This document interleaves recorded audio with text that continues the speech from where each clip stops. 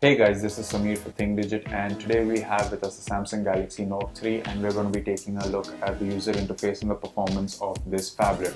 Now, starting with the user interface, it's standard Samsung. We have seen TouchWiz and Android 4.3 on the Galaxy S4, and this is almost identical to that with the exception of the S Pen features. You have the standard apps and widgets listing page, the customizable home screen. You also have access to quite a few of the Samsung shenanigans available out here, such as the Air Gesture, Air View, Air Command, Motions, Palm Sensing, Smart Screen, and everything that Samsung has to offer on the S4 and all their other premium devices are available on the Note 3 as well.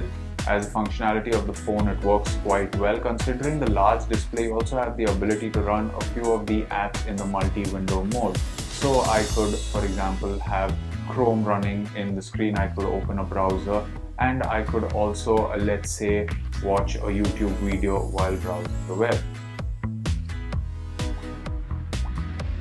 Now I can of course switch the orientation to choose which app gets more space depending on the work that I'm doing. So you can see that there are a number of apps listed out here that you can use for the multi-window functionality. The list of apps is good, if not very extensive, but it is nice to see the ability to watch a video and probably check your mail, or you could have Google Maps running on the top to check directions and have the email running at the bottom, or play music and use the S Finder. The variety you can do is really nice, and it's good to see the large display being used for more than just a single app.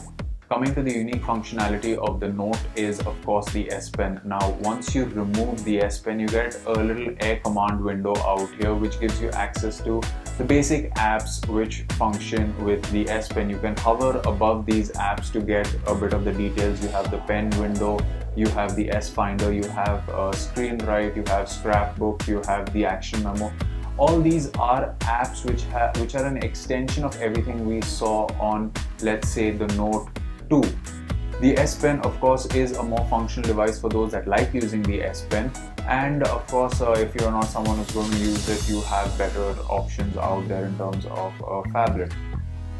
The handwriting recognition in the Note 3 also has gone up. It's really nice to see that you can just take notes, draw, just do stuff on the display, and it's very handy for the artistic and those that would actually require a physical pen or a stylish on a large screen device. But personally, I've hardly ever used the stylus when it comes to the Note.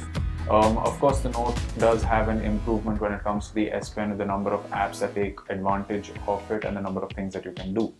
Now, we've seen HTC bring its Blink feed on the HTC One, and of course Samsung has to have a comeback for that. So here you have My Magazine. You can bring up My Magazine by simply swiping up from the bottom of the display. This is nothing more than just Flipboard. It's a Flipboard Stories out here, but it has a much more full screen and a better integrated interface. You can log in with your accounts and have access to the variety of stories that are available. You can get rid of it by just pressing the home button. That's another unique addition. The Samsung Galaxy Note 3 that has been launched in India runs on the Samsung Exynos chipset, whereas the one that's been launched internationally, wherever LTE is available, runs on the Snapdragon 800 chipset. The difference is of course in the CPU clock speed and in the camera. Now the camera is of course going to be 13 megapixel on both of them, but the one launched in India can record videos only in 1080p, whereas the one launched internationally can record videos in 4K. That's one of the big differences. Coming to the performance of the camera, it's quite good in well-lit as well as low-lit situations. You have a large number of filters on offer with the camera, and it's very easy to toggle through these filters and modes. You just click on mode, you have them from auto to beautiful faces, best photo, best face, sound and shot, drama, animated photos. The number of filters here are quite a few, and you can really do a lot with the pictures that you take on the Note 3. The number of the photos look really great and vibrant on the display itself. Coming to the benchmark performance, we have compared the Galaxy Note 3 to other smartphones which are running on the Snapdragon 800 chipset. The Snapdragon 800 chipset of course has the edge when it comes to raw performance, but that doesn't mean the Note 3 is bad by any means.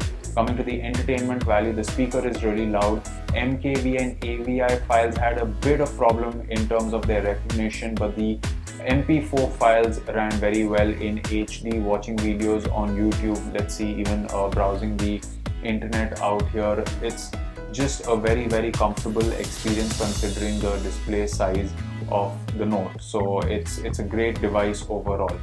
To conclude, we'd like to say that if you are in the market to pick up a 5.5-inch plus device, you can consider the Note, especially considering the feature set and the S Pen capabilities on offer, along with of course the utility of the stylish and the S Pen capabilities like we said.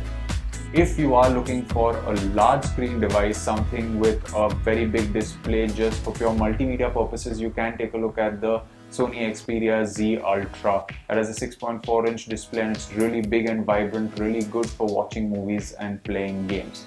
So if S Pen capabilities is something that you are looking for, you can take a look at the Note 3. If not, you have other devices such as the LG Optimus G Pro and the Sony Xperia Z Ultra to choose from if a large screen premium device is what you are looking for.